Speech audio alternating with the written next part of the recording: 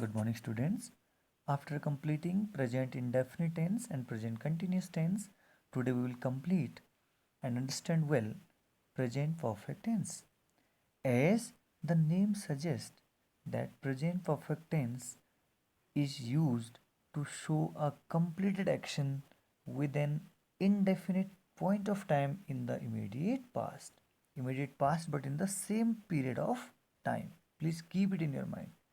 That is just immediate past, the day when you are reporting about the action, but the period of time has not been changed. The day is same, the evening is same, the morning is same. Like, my mother has cooked the food. Means the person is reporting the action the same day or same point of time, and the work has just been done. The food has not been prepared one day earlier. Fine. So all such cases will come in present perfect tense. So we'll first work on the usage of this tense. Second, it is to use to show a completed action in an unfinished period of time. So it's a completed action, but not in the next but in the same day, in the same period of time, the same morning, the same evening, same noon, same afternoon. Like, my father has drunk 2 cups of coffee this morning. So the person is reporting it in the same morning, and the period of time has not been changed. Keep it in your mind. Though it seems that it's a matter of past, but no, it is in the same day, same period of time, the work has been completed. Next, third use, to show an action which is continued up to the present time. Means to show any action that is continued up to the time when you are reporting it. Present time. Like the person says, I have lived here for 10 years. Means the sense is, the spirit is that he is still living there.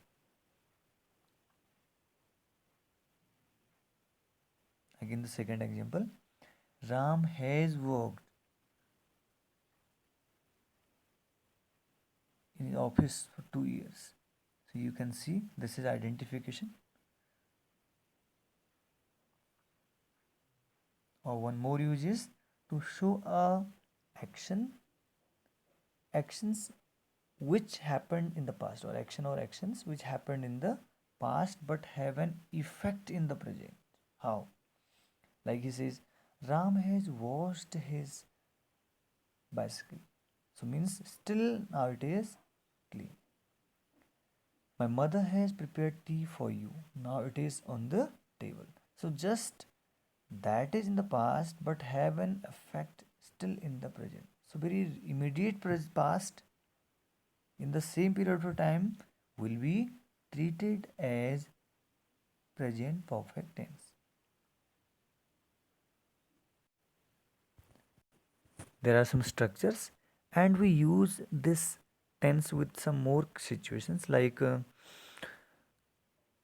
we also use this tense with adverbs like already, often, recently, yet. Like one example, I have already read this novel. She has not replied to my letter yet. He has recently met the Prime Minister. So we use this tense with such phrases also. Now come to the structures or the formula. So the structure of a positive sentence is like this. This is for positive. So first is subject. Always we put subject first. In any positive sentence, you will find subject at the first. So subject plus has or have. Here our auxiliaries have helping or auxiliaries are changed. Like in continuous tense it was, is, am, are. But here you will not use is, am, are because the action is completed. So we'll use different helping verb telling you this sense. And this is appropriate to use has or have, not both. Then after auxiliary or helping verb always comes main verb, you know that. So verb will come, and because the action is done, so verb will come in third form of the verb, any past participle. Like I said, prepared tea, washed bicycle. So these all are third forms because the work has been done. So helping verb and main verb, these both tells you about the action that has been done. Then again, similarly like other all formulae, object will come and other means complement part will come. So subject, helping verb, main verb, object. So this way, this is the structure of a positive sentence. Let's see some example. Like you see, I have sent a letter to Vinod. So I is subject, have is helping verb, sent, third form, letter is your object, and Vinod, your complement part. Similarly, subject is he, has, then got a fever. Object is fever, has. So with I, you said you must have seen with I we are using have, and in the this sentence he has got a fever. You can see with he we are using has. So the question comes where to use has and where to use have. So answer for this question is again similarly like we did in present indefinite tense, all the subjects which are third person pronouns or third person noun or singular subjects will use has. All singular nouns, singular subjects or third person pronouns will be used has. Then where to use have? We use have with I, we, you, they. With I, we, you, they will use have, not has. And with other plural nouns, all plural subject will also use have. Like if I say my friends, so it will be my friends have done their work. If I say my friend has done or has completed his work. So with singular noun has, plural noun have, except I. I is a singular but it is a first person pronoun, so we'll treat it with have. So please keep this in your mind. Now let's come to negative sentence. Negative sentences, the structure is same as we discussed in last video. Subject is there, verb is there, object is there. But only change is that we add not between helping verb and main verb. The rest of thing will be same. So this is the only change. Like in example you can say, we discussed this sentence, he has got a fever, means Amit has got a fever. So it's the same thing you can see here, he has not got a fever. Likewise there are other sentences too. He has not got a cold. Now come to interrogative. Again these are of two types, WH type and yes no type. So yes no type case will be taking later. First let's take WH type. So in WH type, first of all interrogative word will come, or we call it WH word, because all start with WH. When, how, what, where. So WH word. Then you see this big change. Subject will go at third portion, and your helping verb, which was here actually earlier, will come here. And subject should be here in the beginning. Subject will go at third place. So auxiliary then subject. In WH, then auxiliary, then subject.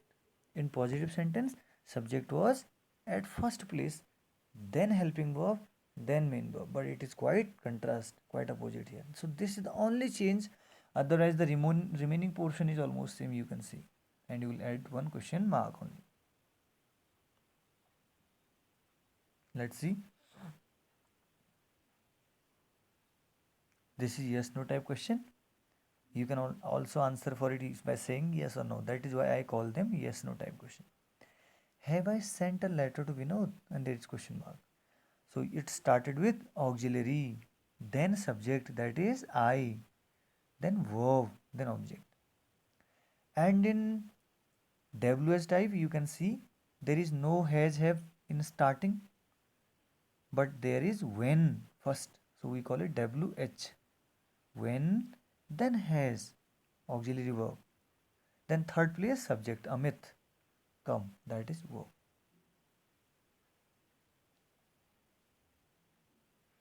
Now interrogative negative, it is not again a new thing for us. So similarly we add not after subject, means after auxiliary.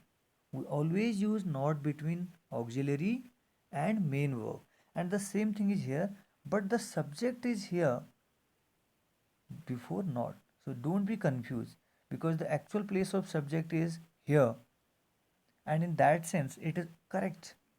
After helping verb there is not, but because it is interrogative also, so your subject is not here but at this place.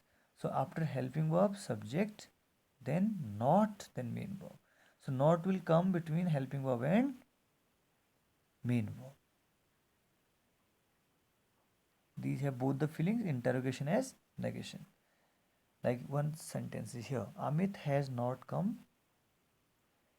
sorry, when has Amit not come? To whom has not he got a fever? Though we use such sentence in very rare cases, has he not bad breath? How has he not got a cold? So we use such sentence in the rare cases, but we use it. So we call such sentences interrogative negative sentence. And if you learn first formula, that is of positive, you can make all remaining formulae just by changing the position of verb, subject or helping verb likewise. And interrogative sentences, all three types, interrogative, negative, WH, yes, no type, you will also add interrogative marks. Do take care of this, and please practice 5 or 10 good sentences. The subject should be long, lengthy, complex. Practice well and learn well. Thank you for joining. Note down these formulae in your fair copy. Practice 10 or 12 sentences well to brush up your knowledge on tense. We'll continue next tense in next video. Thank you for joining.